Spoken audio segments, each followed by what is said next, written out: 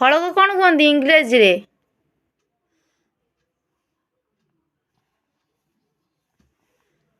ଫଳକୁ କ'ଣ କୁହନ୍ତି?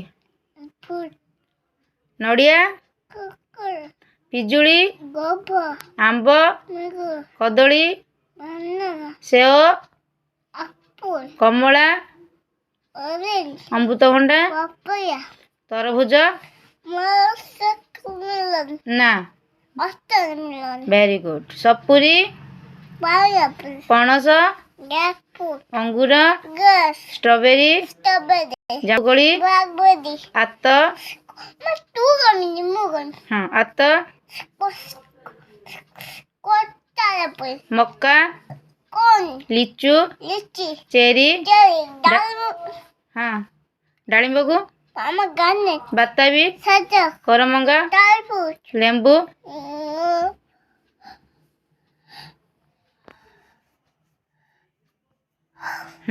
ଲେମ୍ବୁକୁ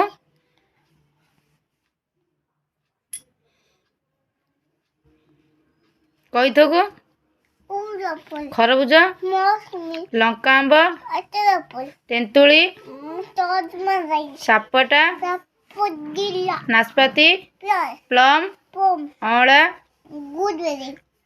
ବିୟରବେରୀ, ପିଚ୍, ଆପ୍ରିକଟ୍, ଖଜୁରୀ, ଖଜୁରୀକୁ ଆଖୁ, ବାଦାମ, ଡ୍ରାଗନ ଫଳ, ଡ୍ରାଗନ ଫଳକୁ କାଜୁ, ତାଳ, କାକୁଡ଼ି, ଡିମିରି, ପଇଡ଼, ବରକୋଳି, ପେସ୍ତା, ଗୋଲାପଜାମୁ, ଆଉ ଲେମ୍ବୁକୁ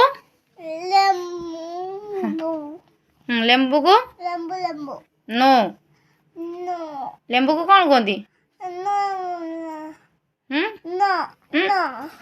ଲେମ୍ବୁକୁ